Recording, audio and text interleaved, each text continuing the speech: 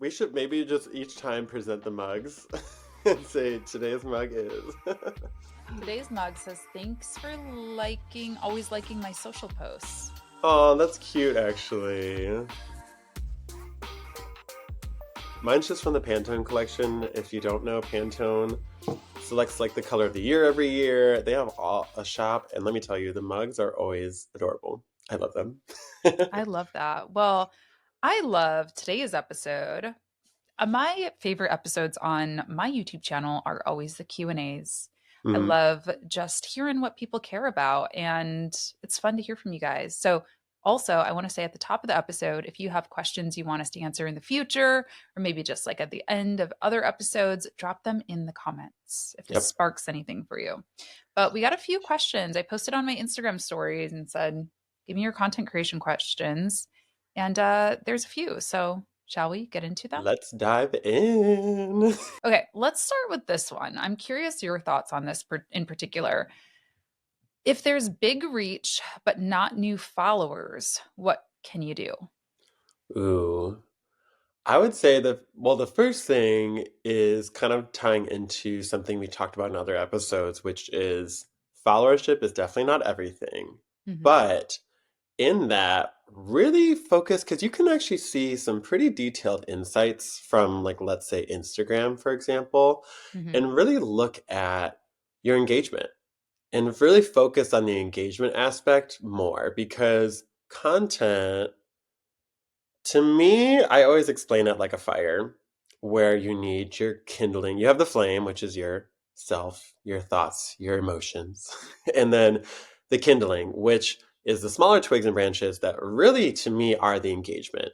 Because if you start a page and or just focus your page on engagement metrics more so, that's going to benefit you in the long run versus focusing on follower influx, Yeah. right? Would Yeah. you agree? Yeah, I would agree with that. I would also say if you're reaching a lot of people, but they're not following, think about your tactics. Think about, like I always think, my brain, service provider brain, I talk to a lot of people who are creating content to fuel their businesses. Hmm. And so if you're copying, let's just say, for lack of better words, like what an entertainment creator is doing, you're posting memes after the Super Bowl and you're doing all these things, you're going to get eyeballs on that content, but they're not going to be like qualified eyeballs. They're not Yeah. going to be people who want to follow you.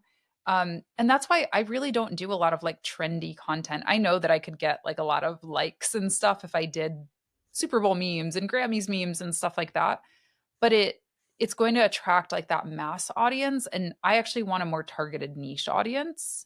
Same for you, like Yeah. you could probably post like global events, national things that are happening, but you want to curate an audience of Michiganders or people who are interested in Yeah. traveling to Michigan. Yeah.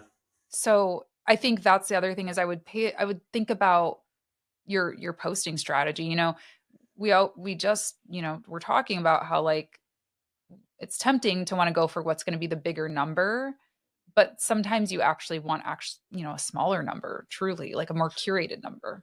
Yeah. I don't know, I'm sure you feel this way too a lot, is there's a lot of content out there I wish I could post about.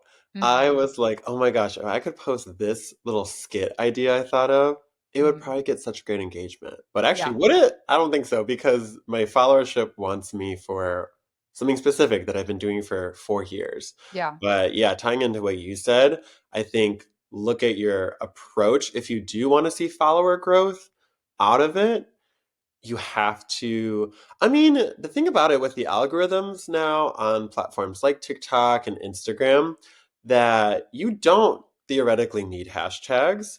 I am still in the boat because I have such a niche audience that can be tied to, I mean, on TikTok and Instagram, really, I have used on my videos, which I think hashtags can especially be good when you're just starting off, Hmm.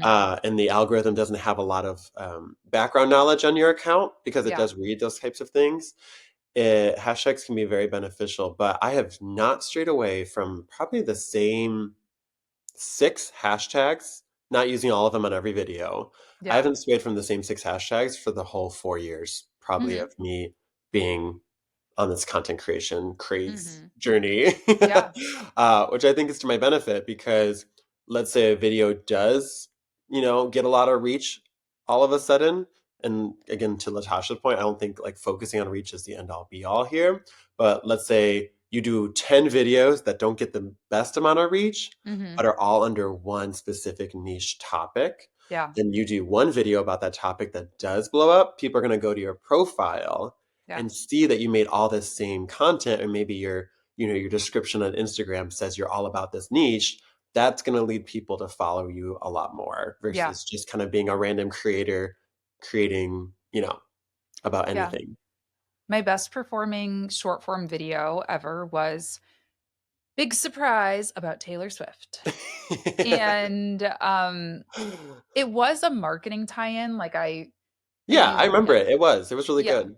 yeah, thanks. But I didn't do that anymore because I got a lot of views, a lot of likes. I even got an influx of followers from it. But like, I think it actually hurt me in the long run. Like, I noticed my next videos actually tanked because they wanted more Yeah, Taylor Swift stuff. right. And I think if I were to redo that, and maybe I'll try this again for something, but like I almost want to deter simply Swifties from watching in the beginning. Like I would want to be like, if you're a marketer and a Taylor Swift fan, this is a video for you, or something Yeah, like that. You know what I mean? To like be like, don't just like this if you want to watch a clip of Miss Americana, you know? right. So yeah, I think that's maybe some advice that this person can This take away. this is a hard truth too to add on to that. This is something I actually bring my clients a lot because it is so easy if let's say you are a company that can pay for reach on your social media to Hmm. get follower growth probably from it because you're Hmm. putting money toward it, but that doesn't mean that the audience wants to they're not going to love you for you, you Yeah. know? And that's why taking the time and that's why brands who pitch people for brand deals understand that it takes a long time to curate a community, Yeah. period, end of story. So I think that just focus on doing that and the Yeah. followership will come. Like Yeah. be niche, be you, be engaged, be consistent. Yeah. That's- Okay. And that question was from Leonore. Thank you. Kathleen asked, how do I create content to eventually collab with brands I like? Ooh, that's a good one. A lot of people, like, for example, if they are a huge fan of a product, they'll start creating content organically about it to kind of Hmm. capture their attention. And then they'll ask, they'll go in with a pitch. Do you think that's a good idea? Do you think you should withhold the content until they're willing to pay? I think it's possible. I would say, I think I almost like you almost have to create. Okay, I'll tell you my strategy and see if it applies to something maybe you do, and maybe everyone listening can see if it does as well. From the get go, when I make my content, from being someone who works in advertising, I can view it, not that I created the content with this in mind per se, but I knew that like if a brand reached out to me, I'd be able to give them you know, I'd be able to incorporate any product, like so Yeah. many different products. And yes, I would want it to be something I already use, but I will say half the brands that have reached out to me are things that I already use. Mm-hmm. Michigan Apples reached out, and I eat an apple a day. Mm-hmm. One coming up, which is a video I'm very excited about, is about it's furniture, and it's actually happened. They didn't know it, but I happen to have been a customer of theirs already. They definitely Mm-hmm. didn't know that beforehand, though, because there's nothing in my videos that would have kind of like alluded to that, I believe. Mm-hmm. So I would say personally, I didn't think about specific brands as much, and I think that was a good benefit because then I think it restricts your creativity a bit Yeah. much or can. So, but I will say that I have seen other brands online, like on Instagram, working with people that are maybe in my niche. And I do message them and say, hey, I like your brand a lot. I Mm-hmm. actually, and I give, the reason why, which is, usually something just about personal that I use or what have you. And I'd love to collab with you this year if you want. And I will say most of those don't end up. Actually, I would say most of them will have me fill out some type of like influencer roster form. Mhm. And one of them I actually got a booking from for a brand Nice. deal. So I think that there is power in just kind of reaching out directly to brands, Yeah. but I don't think you necessarily have to make content like around Yeah. that brand in hopes they might reach out or what have you, or tag them, what have you. Yeah. Yeah, I don't know. I don't really do this, but I see both sides to it. It is kind of hard because it's like the scarcity mindset in me is like, well, don't create stuff because then they're going to be like, well, why should we pay you to create it? You already created it for Yep. free. Yeah. One But to add to that, one product I put in a lot of my videos has never reached out, and I right. messaged them, and they still have never reached out, Because even they're like, we though already got it. it's a perfect fit. Yeah. They're like, well, we already got the video, whatever. They Yeah. can't use it in ads, which is obviously a big draw, but Right. they're like, we're already getting hundreds of thousands of views. Why Yeah. would we need any more? Yeah. And I mean, I guess yeah, I guess that's the thing that is a possibility. But there could be an additional value add that you give, like to your point, Hmm. hey, you get paid usage rights, or I'll make it a recurring thing. Yeah. And I think it's a case study, right? Like if I shout out Rode microphones or whatever, and like I notice that everybody's commenting, use like an affiliate link, so that you can track it and you can actually show that data. And you can be like, look, like 20 people bought this microphone just because I mentioned it once. Like, what if we did a whole series together or Yeah. whatever? Then it does show it's possible. But I guess that would be my advice, is make sure that you are tracking somehow. So like Yeah. sign up for their affiliate program, or if you use like Amazon, you can track clicks that way, or even just a tracking link, like a bit.ly link. And you can say, hey, I drove this much traffic to your Hmm. product just from like an organic mention. What if we blew this out into like a full campaign? Yeah, and I really like that you mentioned that for everybody because people don't realize how like literal business is. Yeah. And that's a great example of something that might actually work for a brand. Or even the simple idea of me messaging them and saying, like, hey, I go to your business all the time. Yeah.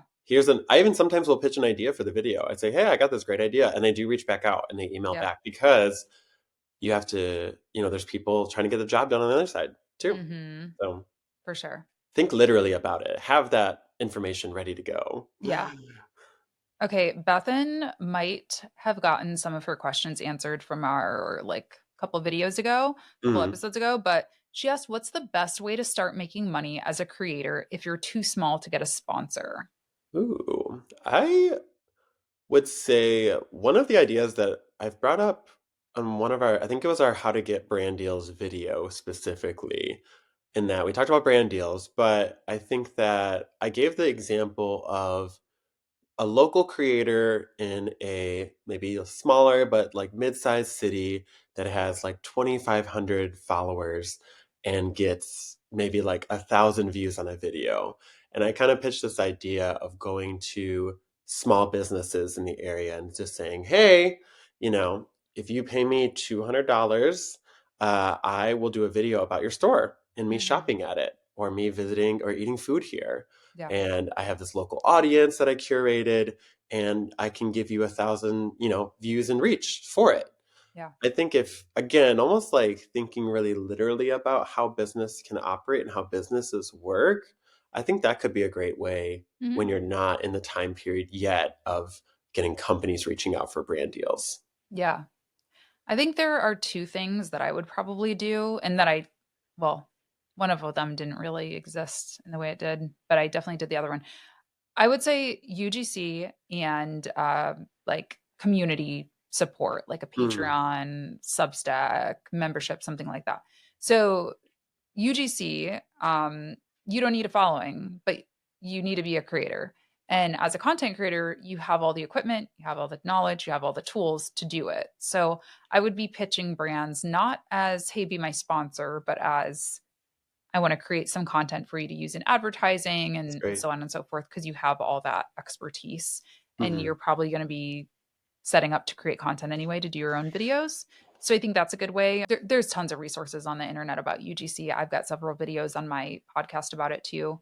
Um, So I think that's something that I would do. And then I think the other thing, like I said, that I did after we did that episode about how to whatever make money without brand You deals. guys want to look up our video, how to whatever? It's Yeah, one how of to our top whatever. performers. Find that one. Um I was thinking about it and I was like, I think I kind of understated how much I did use like Patreon and stuff. I didn't realize it, but yeah, I started a Patreon pretty much right when I quit my job. Is I Mhm. was just like, listen, I just quit my job and I do need support. And if you enjoy my videos, you no pressure, but like feel free to, sign up for a $5 a month membership or whatever. And I didn't do anything super wild in there. I did like a monthly call, I think. And Yeah, just like what did you offer? I'm curious, like some monthly call. what I did in the very beginning of Hmm. Patreon when I had, a very small audience and probably like 10 patrons is I actually offered them all a coaching call every month. Oh, that's cool. So like you could be paying like $20 a month or probably less, like $10 a month and get a free coaching call, which, is a huge value. Yeah. But it was just nice to have that predictable income, even though that was a small income. So I did that. And then like once it got bigger, I did bonus videos and stuff. Like I would do more off the cuff, like personal, Hmm. maybe controversial type of topics. I also gave other perks like they could help me pick what videos I was going to do that month. So you can do polls. Hmm. Yeah, stuff like that, just, but I think really something like Patreon or any of these memberships, it really isn't so much about what the value is they're going to get. I think people want to support. If there's a small creator that I absolutely love and your videos are bringing me value, your content or whatever is bringing me value, I don't mind like paying a few bucks to help keep you in business. And I think a lot of people do want to do that. Hmm. So just give the option, for people to do that. I think those are things that I would definitely think about. And then as I said in that other episode, product and service, work those things until your content can kind of take over and allow you to hustle a little bit less at those products and services.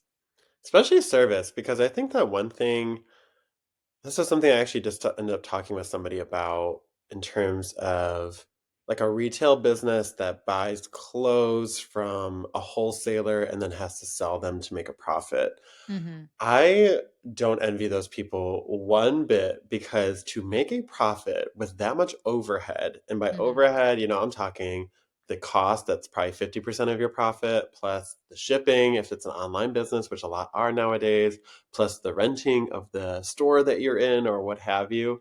Uh, it can be a lot. And Yeah. service-based businesses in the digital space, and I think we talked about this from like even like a sustainability point of view of we know waste outside of like electricity Yeah. to fund the software we use or the phone we're Mhm. using or what have you. We're not driving many places and using gas.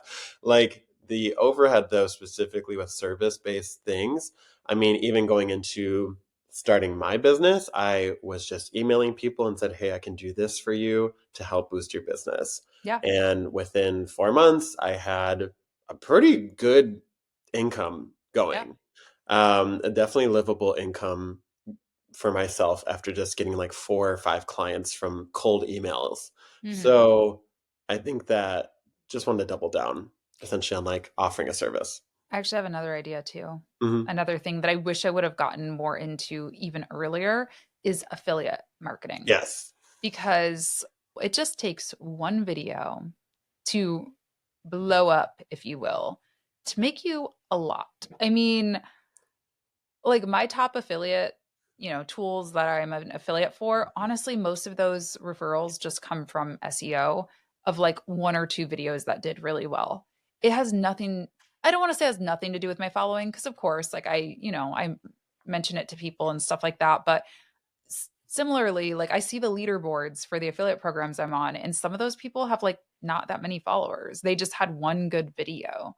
So also look for affiliate programs that obviously you believe in, that you for tools or products that well, and create a good video or a good blog post or whatever that is and try to rank for SEO for that, because that can be an investment, like a compounding investment for sure. And then also, even just for your small community, if you have a community of 100 people, there has been, research or whatever.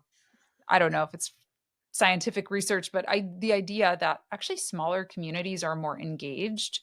And I Hmm. think there is this perception that they're more believable. Like a smaller creator, if you recommend something and you have 100 followers, I'm going to be like, oh, like I trust them. Yeah. Versus if it's like a million follower creator, I'm going to be like, they're probably being paid to say it. Yeah.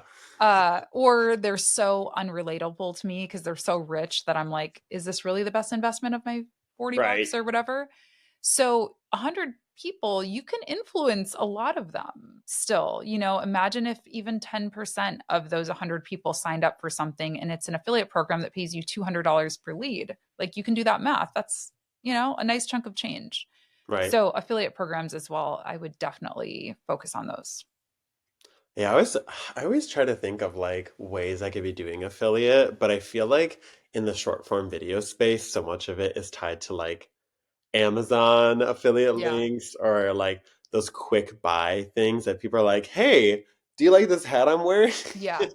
You know, you can go buy it at my Amazon store kind of thing.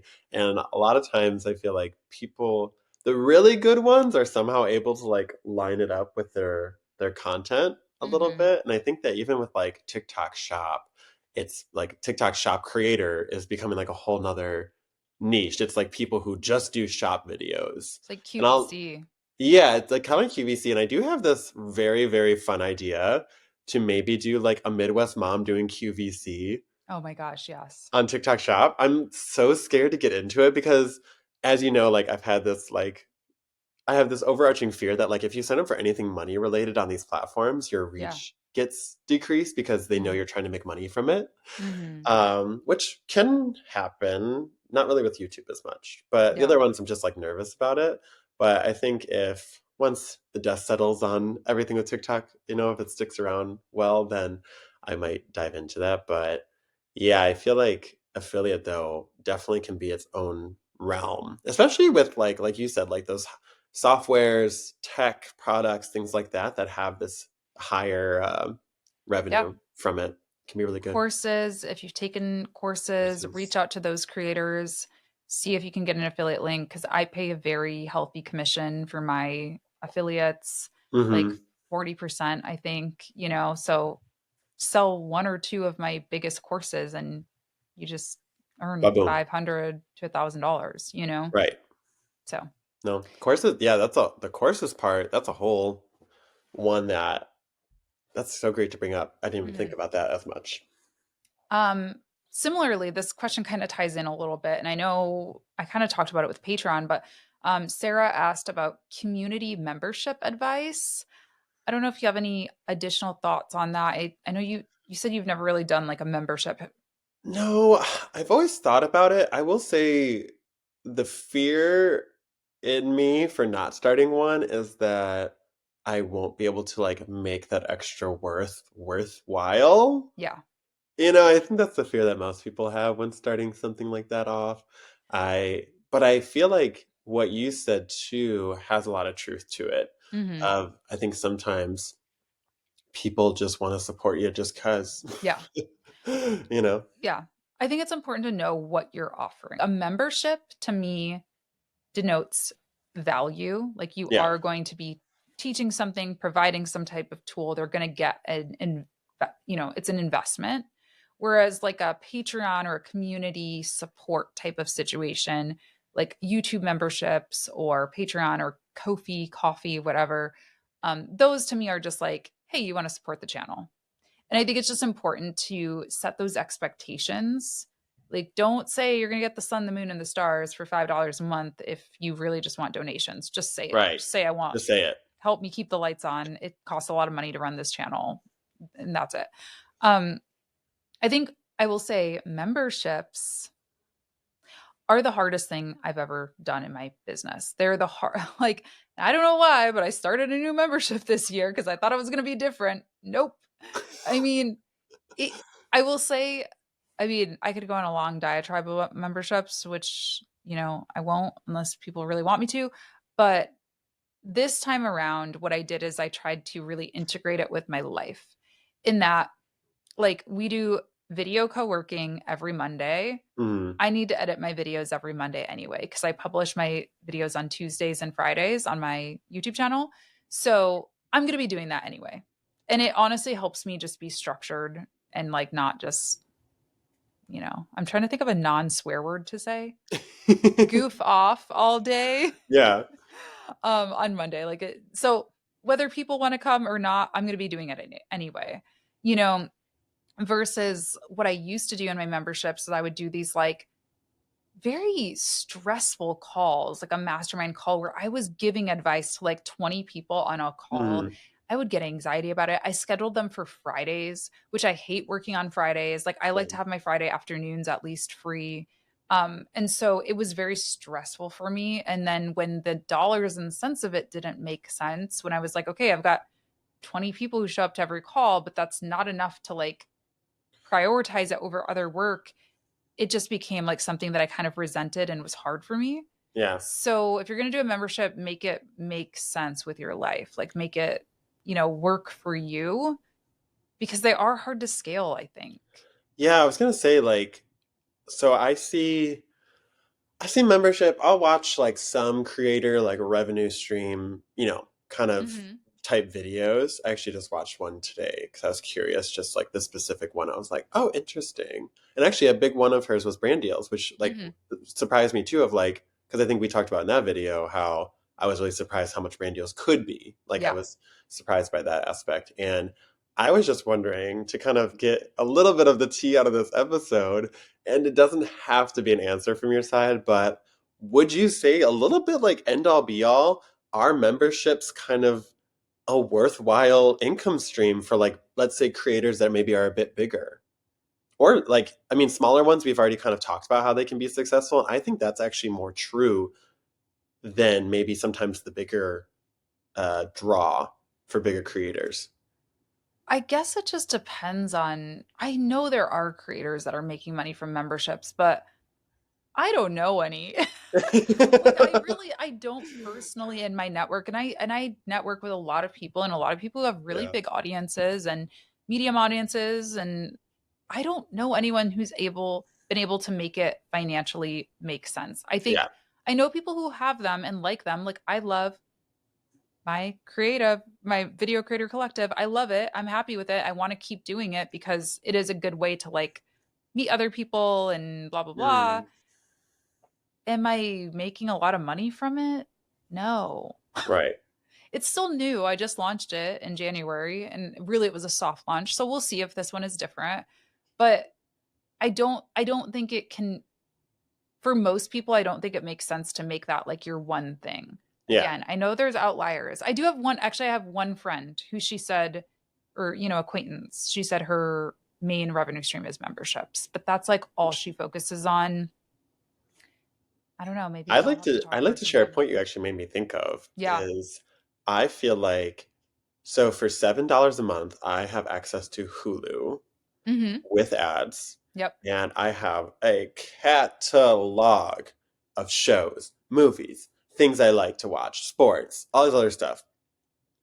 Also for $6 is a cup of coffee Yeah. latte these days at a nice coffee shop in Metro Detroit. Mhm. And I use it for co-working. It's great. But I feel like the value, like these are huge companies that know they're going to get millions upon millions of people to subscribe, which is why it's profitable. Yeah. Your average creator is not, whoever owns Hulu. Yeah. And I think that things like Netflix, Spotify, even, and Hulu, and all these other platforms, although the price per month is like $10 to $15, what you get out of it feels like a ton. Yeah. It feels like you're getting so, so much. So I feel like before streaming, membership had this like draw, or maybe in like the beginning time of streaming, had this super big draw to it. Mhm. But I feel like now, especially from a large scale, people's expectations are pretty high. And maybe Yeah. that's what makes me scared. And again, I think what you said about the smaller creators using it, I think in how you used it initially, I think that can totally work, even how you're doing it now to generate some revenue. But I think to your point, to get it to be your main, I mean, your competition is the streaming platforms they pay Yeah.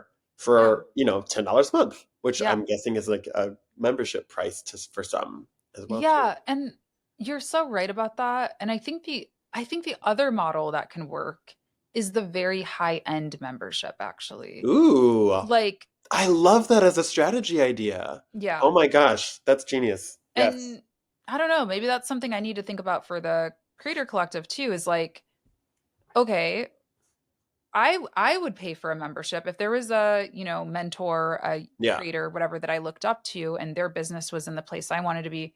I would pay if I got a monthly one-on-one with them. I right. probably would join and then the community would kind of be like a nice bonus. But in order to do that, well then they need, my one-on I charge hundreds of dollars for one-on-one. So the membership, maybe they could get a discounted rate on it. Maybe it's $100 a month or something Yeah, like that. Or I know some people do very high end, like you're paying like $3,000 a month and they're targeting like a very high end customer. right. But I think it's like you need something like you need that deliverable for it, or you need like a takeaway. I don't think people are just going to pay to like have a community with people and like maybe have like a group. Yeah, Those are nice to have, but they're not necessities. They're not things that people look at as like a huge investment in their business. And also, okay, this turned into like membership chat, but I think it's an important conversation. The yeah, other thing is, this is something I've learned over the years too, is when people don't pay a lot for something, they don't take it seriously. Oh, $7 a month. I pay $7 a month for Hulu. right. I can't tell you the last time I watched a show on Hulu, honestly, because it's just like whatever. But if it's like, if I pay $100 a month for a membership to get access to a mentor, again, I'm going to make sure I'm signing up for that one on one. I'm going to make sure I'm attending those group calls because that Right. is something that I have to kind of justify. That's why I don't skip my Pilates classes because they're freaking expensive. Yeah. And I signed up for them, so I'm going to go. Versus if it's like, I've been a part of fitness memberships that are cheap and kind of like Hulu style, like on demand. I never went to them. Right. Never. So maybe that's something I need to think about. The wheels are Yeah. turning. No, same with like I would say like HBO Max. I doubling down on your point. HBO Max is more expensive, Yeah. and I pay for like one other one. I think like the Hulu one's like the cheapest. Yeah. But I'm always like, Hulu will always be there. It's like what, $7 versus HBO Max. I'm like, I better get my worth out of this and Yeah. watch a movie on here tonight or Yeah. something. For So, sure. and I think that for anyone like just entering even the business world, I know it sounds crazy, but like really listen to Latasha's point there because we're all like when it comes to paying for things, to me that's just so odd, but it's so true Yeah. because like it almost like gets me thinking in the land of like luxury, where like you have these things. I guess I just see it a lot. I get a lot of ads for in menswear, Hmm. speedos, underwear, things Yeah. like that. And I know the material that goes into it. And you have brands selling a black brief, Hmm. just cotton, and I'm sure the women's wear has the same thing, for Hmm. $40. Yeah. And so it's just like, I'm not even saying this is a case of like luxury versus not. It's just there's power in how you price things. Yeah. Thank you. There we Absolutely. go. I was like, I knew I'd get to a phrase or something. Quote of the day. We love a good phrase over here. Okay, the last question came from, I'm sorry, I don't know this person's name. It's a screen name, and I won't read the screen name just for protecting their anonymity. And then the hardest word in America, Not anonymity. Okay, anonymity. but this one is a little spicy. Let's try to keep it, concise. I'm saying that to myself. In the age of AI, how do you think companies might be able to monetize content? Well, we thought of the one Yeah, with like the like avatars. yeah, Meta creating AI influencers and then Hmm. having them do brand deals. Because let's say the AI influencer is like doing stupid things or looks ridiculous. That's a whole like trend on TikTok right now. Hmm. It's AI videos that suck. Interesting. Clearly, like Yeah. they're clearly not real, or it's like a cat that is a picture of a cat and then goes to dance. The cat's dancing. Like you clearly can tell it's AI, Hmm. but people just are cracking up about it, apparently. Yeah. So I think that's one way. The avatar, creating an avatar is a huge Yeah. way. Yeah, I and that does kind of scare me a little bit, Yeah. but I think I do believe in the power of influence, in the Yeah. power of people. And it's like we saw how people reacted when those first meta avatar things came out. People were like angry about it. And I, you know, there's so many random reasons why we connect with influencers, content creators.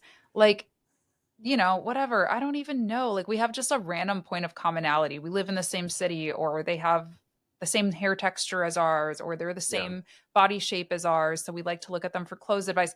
Like whatever, like random or something like deeper. Like, oh, I know that they, grew up in the same kind of economic situation as I did. And so therefore I looked to their success as an expander, as a model, whatever. AI avatars don't have those things, Right.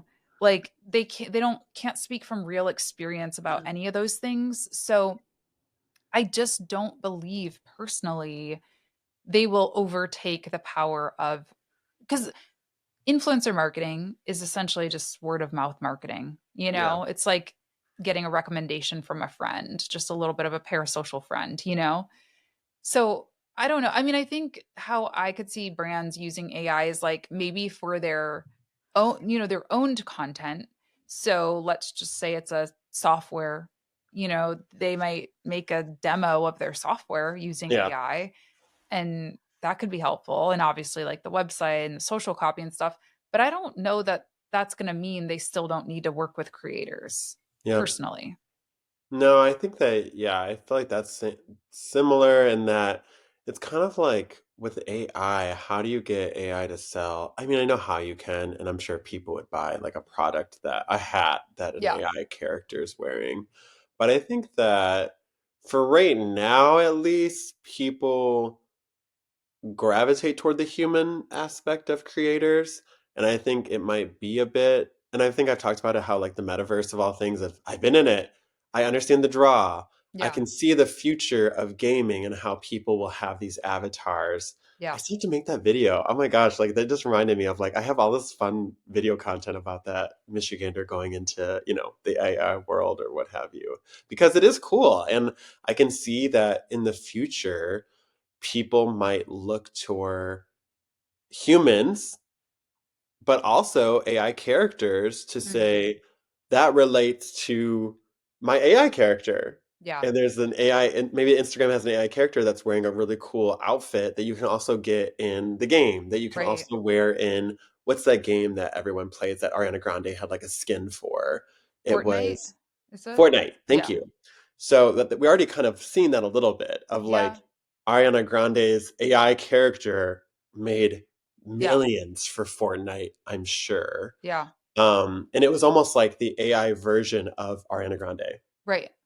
that Yeah. promoted those things technically. I could see that too, for Yeah. sure. But I think like fully, it's going to be hard to get like Yeah. let's just give a mom, Yeah. like an AI mom to sell a baby product. I don't think a lot Yeah. of moms would gravitate toward that. So there's going to be always this need. Or for example, like I have a furniture brand deal coming up. I mean, Yeah. like I guess an AI furniture they could sell, but you know, Yeah. them sitting on a couch and then saying buy this couch. There's going to be a disconnect for a Yeah. little bit, I think. Yeah.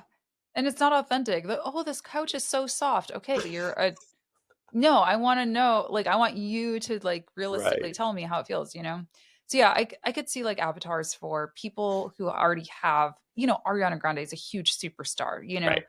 Or even for creators. I know that wasn't really the question, but sometimes I do think about like I wish I had a database of all the advice I've given because it gets kind of like monotonous, like repeating myself over and over again when people ask a question. Mhm. Stuff like that, I could see like having like a database, a GPT, whatever you call it, of your own content. Yeah. But you kind of have to still have a creator to start with. Like, I don't think they're just going to poof out of nowhere and be Right. successful. And even tying directly to the question, you had made that great point about how AI content can't be copywritten. Mm-hmm. Isn't that the rule? Yeah. Yeah. Mm-hmm. So it's going to be hard to make money off Yeah. things that are not Yeah. your original. content. Like Yeah. that's where I mean, whew, just to really share quick, just because it really surprised me. I used to work for a very large music streaming platform, Yeah. and I found out that they were just kind of explaining the industry of like radio and music Hmm. and things like that. And they were sharing, and this is available info to for anyone to look into, but it's that songwriters Hmm. end up making a lot of money. And I Yeah. think that a lot of people knew that, but I don't think the concept of that sunk in for me as much of being the original creator. And Hmm. that's why you hear these big cases of people saying that so and so copied their music or sampled without paying, Yeah. because especially in the music industry, and I think that we'll start to see that more in the content world as things go on. If you're sampling Yeah. a original piece of anything, that original creator gets a lot of money. Yeah. And For sure. so being the creator of original things has its very much value. Yeah. For sure. Well, those are all the questions we got. So Cool. thank you to everybody who submitted. Drop us a comment down below if you Hmm. have anything you want us to talk about in the future. Yeah, I And love it. yeah, leave some reviews on these podcasts if you're listening to them. Those really help boost so that we can reach even more content creators and help more people out and share our stories with everybody. And subscribe if you're watching on YouTube as well. And yeah, I think that that's a good way to go out. Yeah. We Bye, everyone. appreciate you for watching, listening, and we'll see you next time. See you next.